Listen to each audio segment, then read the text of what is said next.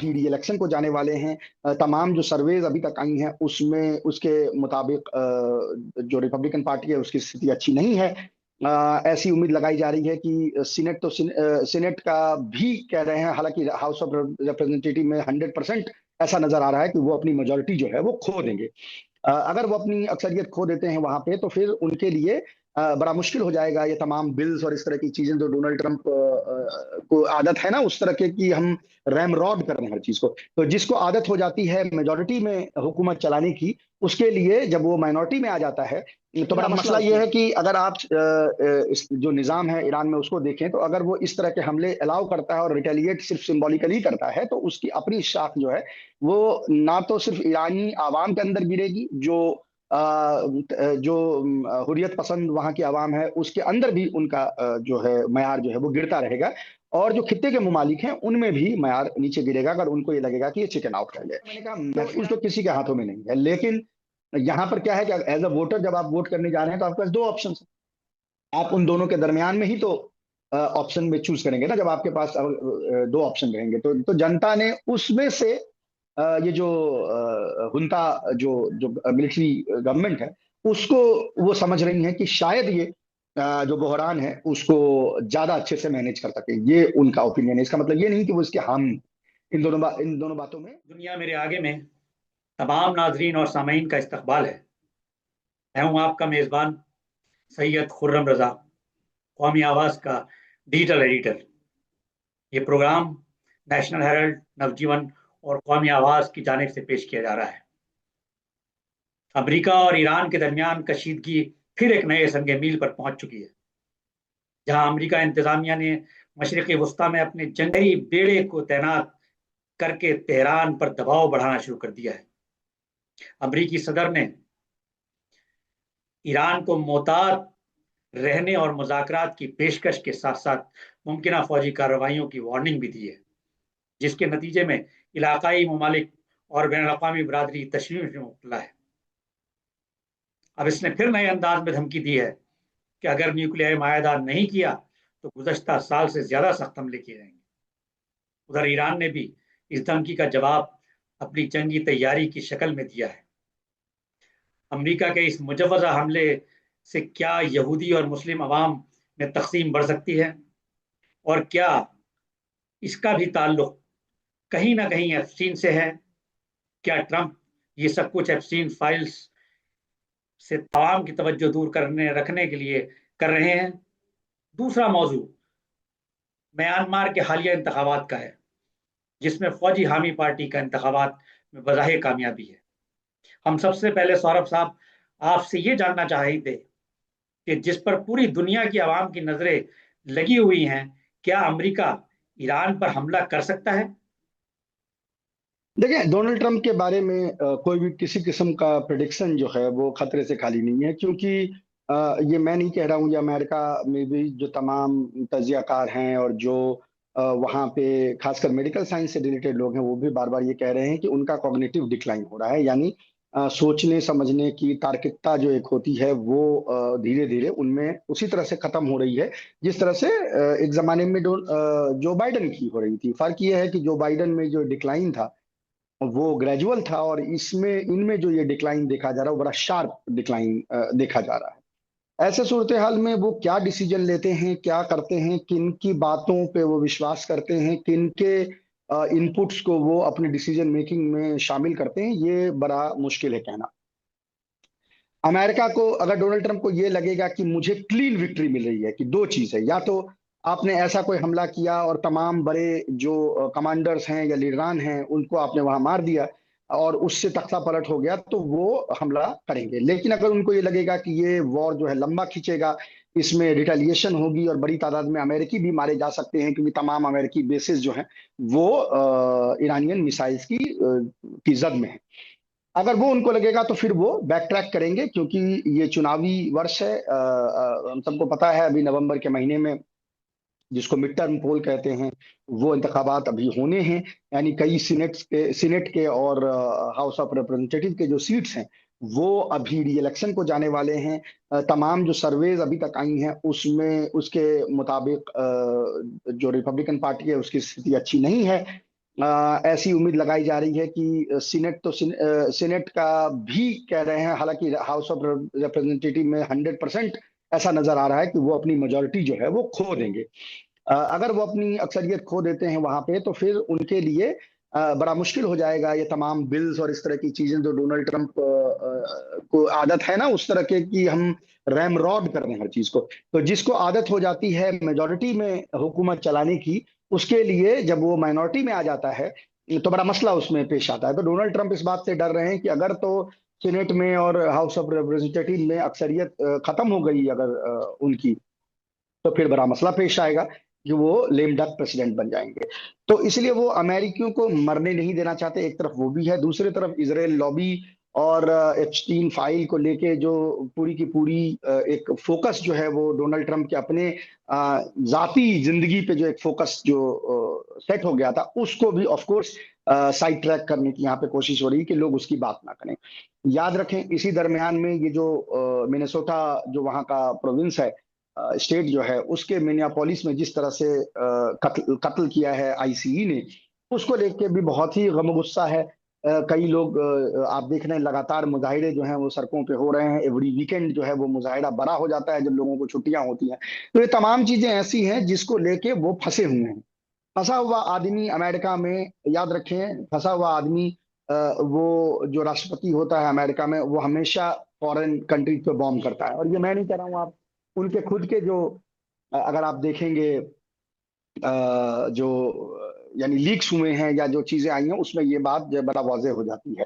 तो ऐसे सूरत हाल में डोनाल्ड ट्रंप के पास मोटिव है इस हमला को करने की, लेकिन हमले को करके उसको संभाल पाएंगे कि नहीं, ये बड़ा ये कहना जो है वो मुश्किल है। जैसा आपने बताया कि मोटिव भी है उनके पास, और एप्स्टीन फाइल का हम बाद में जिक्र करेंगे। अगर ये हमला होता है तो इस हमले की दुनिया की सियासत पर क्या असर पड़ेगा? देखिए, अभी तक जो जो कह सकते हैं बिहाइंड क्लोज डोर जो चीजें हो रही हैं, उसमें यह है कि अमेरिका ने ये पेशकश की थी ईरान से कि पिछली बार जैसा ही वो एक सिंबॉलिक हमला करेंगे और उसके रिटेलिएशन में ईरान जो है सिंबॉलिक हमला करेगा।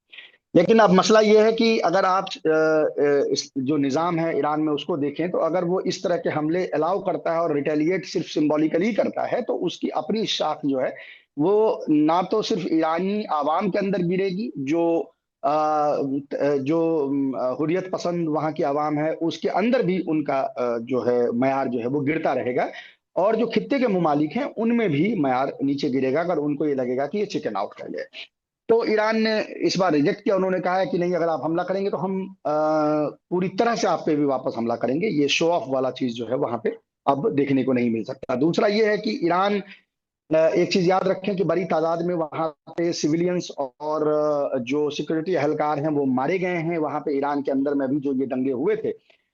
तो चूंकि इस्लामिक निज़ाम है तो उसमें वो किसास वाला मामला भी है। तो अब ये होगा कि जैसे फर्ज करें किसी पुलिस ऑफिसर को किसी राइटर ने मारा और वो पता चल गया, उसकी वो जो दंगाई है उसकी तस्वीर आ गई, तो जाहिर है कि उसको फांसी की सजा होगी।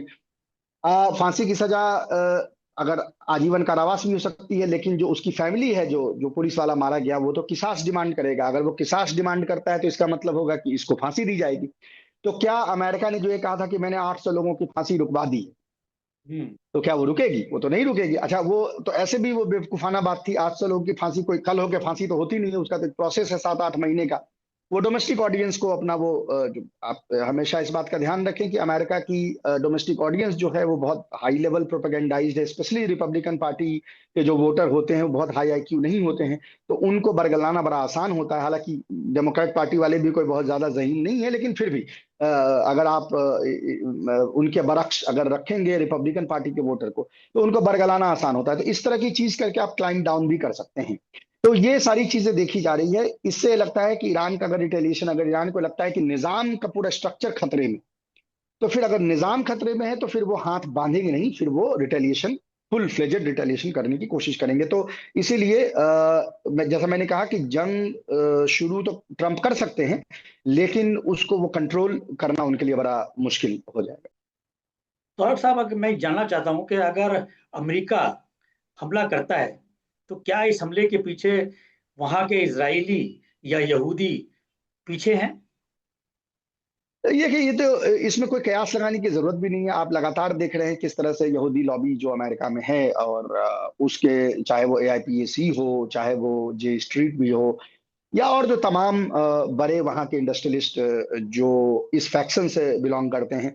याद रखें, सयूनी होने के लिए यहूदी होना जरूरी नहीं है। अमेरिका में तमाम जो एवेंजेलिकल क्रिश्चियंस हैं, जिसको हम वॉस्प बोलते हैं, वाइट एंग्लो सैक्सन प्रोटेस्टेंट, वो भी बड़ी तादाद में वहां पे सयूनी उनके ख्यालात होते हैं। तो ये जो लॉबी है वो ऑफ कोर्स उनको प्रेशराइज कर रही है कि आप हमला करें। और क्योंकि जो 12 रोजा जंग थी उसमें इसराइल ने देख लिया कि कॉन्वेंशनल वेपन से भी ईरान उसको नेस्तनाबूद कर सकता है, यानी उसके लिए ईरान को न्यूक्लियर वेपन की कोई जरूरत नहीं है।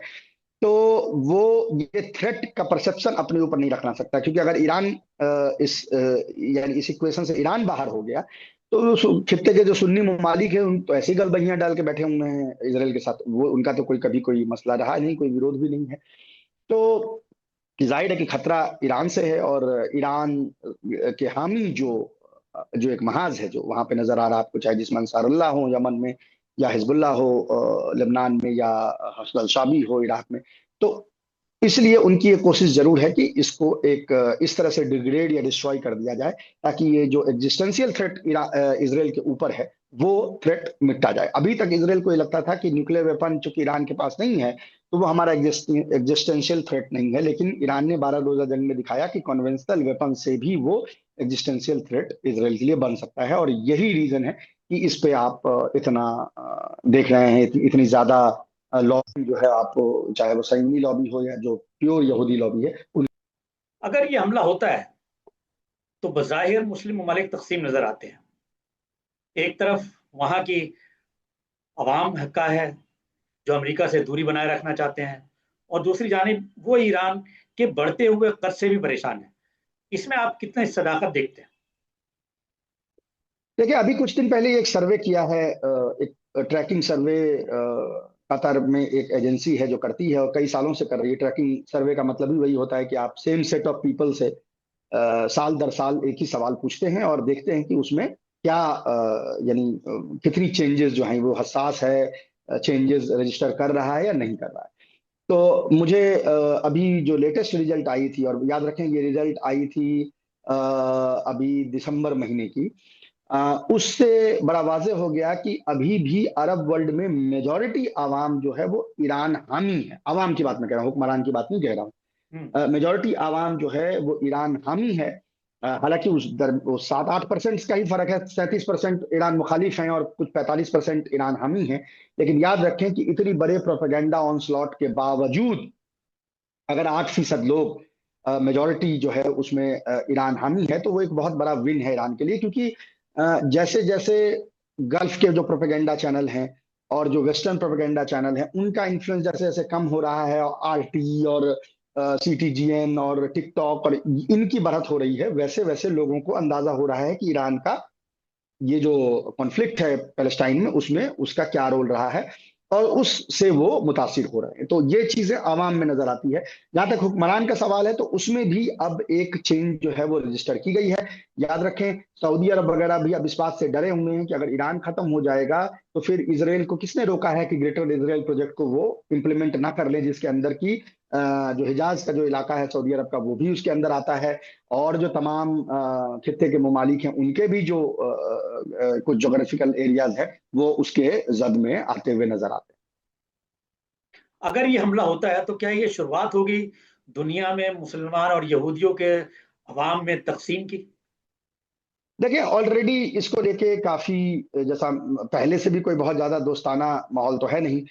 उसी अरब ट्रैकिंग सर्वे में ये देखा गया कि तमाम कोशिशें, तमाम प्रोपेगेंडा के बावजूद, तमाम जो अब्राहम एकॉर्ड्स के अंतर्गत जो चीजें फैलाई गई उसके बावजूद भी बड़ी तादाद में करीब 84% जो अरब आवाम है वो इसराइल को रिकॉग्नाइज करने के पक्ष में नहीं है। और इसराइल को रिकॉग्नाइज करने के पक्ष में जो आवाम है उसकी पॉपुलेशन 10% से भी कम है अरबों में। तो आप समझ सकते हैं कि ये एक खाई ऑलरेडी है। और गजा में खासकर जो हुआ, ये जिसको कहते हैं ना कि this this genocide was televised, तो वो उसने इस खाई को परमानेंट कर दिया है। यानी इसको अब पाटना जो है वो बड़ा मुश्किल हो जाएगा। हाँ, हालांकि जो यहूदी पॉपुलेशन है दुनिया में, उसमें भी अब एक बहुत बड़ा तबका इसराइल के अगेंस्ट में हो रहा है। मैंने बार बार ये सर्वेज में बताया भी है, देखा भी है कि अमेरिका में 35 साल से नीचे के जो लोग हैं, जो यहूदी हैं, जो 30 साल से कम है, 35 साल से कम है, उसमें इसराइल के प्रति जो लॉयल्टी है वो अपने लोएस्ट पॉइंट पे है। तो एक वो तफरका जो वर्ल्ड जीओडी है उसके अंदर भी नजर आ रहा है, क्योंकि वो अपने लिबरल पॉइंट ऑफ व्यू को रिकंसाइल नहीं कर पा रहे हैं उस पॉइंट ऑफ व्यू से जो इसराइल का फिलिस्तीनियों को लेकर। इसका ताल्लुक क्या एप्स्टीन फाइल से भी है?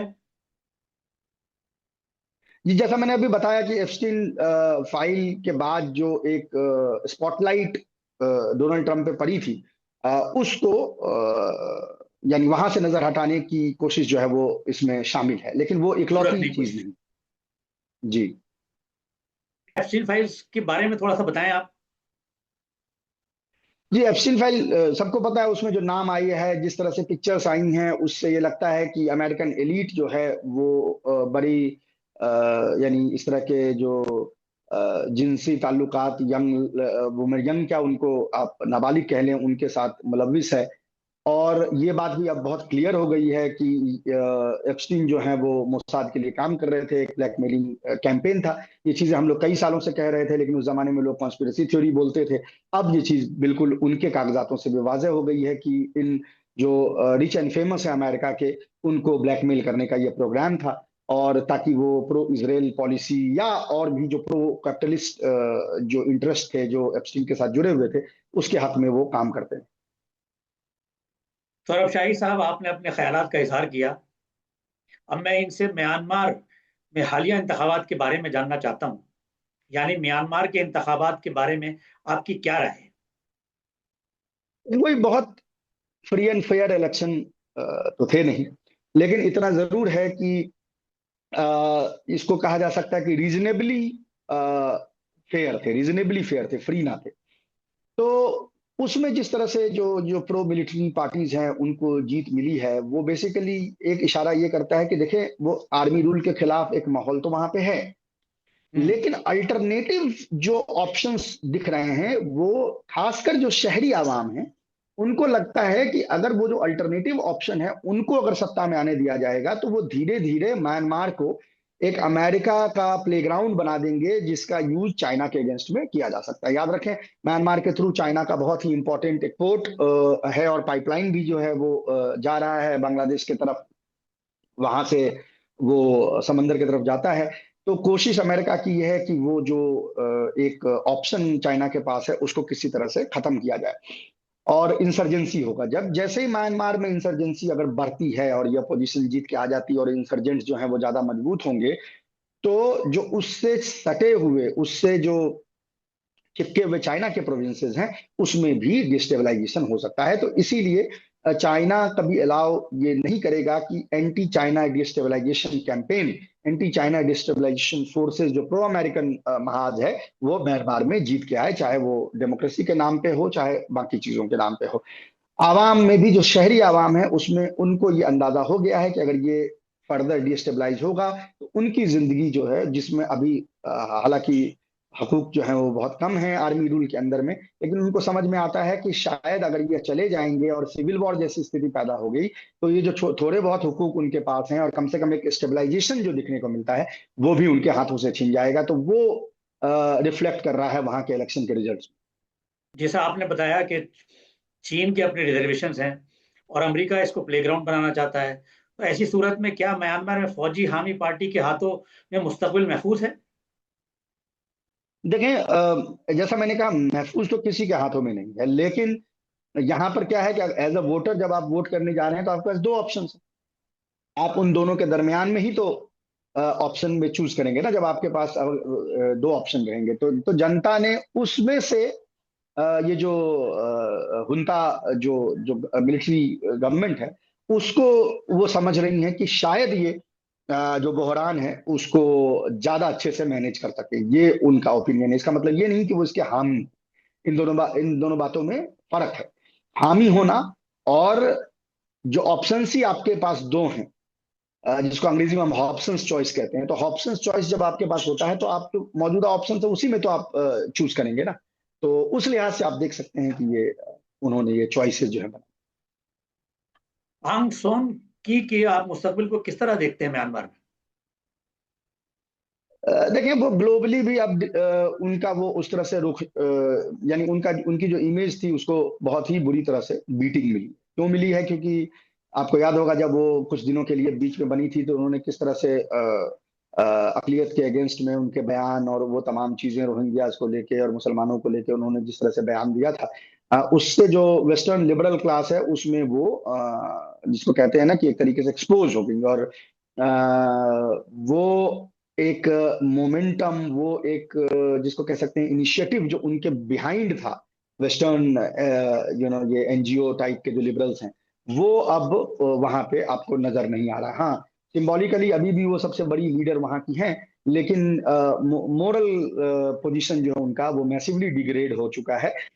उनके बयान के कारण, उनके जो कारनामे थे जब वो कुछ दिनों के लिए सत्ता में आई, तो जो उन्होंने कारनामे किए उससे जो लोगों के रिजर्वेशन हैं वो बढ़ गए। ये थे हमारे मेहमान सौरभ कुमार शाही साहब, जो हमारे नाजरीन को आलमी मुद्दों के ताल्लुक से रोशनास करा रहे थे। हमेशा की तरह आखिर में मैं तमाम नाजरीन और सामीन से गुजारिश करता हूँ कि वो अपनी कीमती आरा, तजावीज़ हमें ज़रूर इरसाल करें, ताकि हम प्रोग्राम दुनिया मेरे आगे को आपके लिए मज़ीद दिलचस्प, जामे और बामाने बना सकें। हम अगले प्रोग्राम में फिर हाजिर होंगे, एक नए रुख और एक नई सोच के साथ। तब तक के लिए अपनी मुस्बत सोच को जिंदा रखिए और प्रोग्राम दुनिया मेरे आगे को देखते रहिए।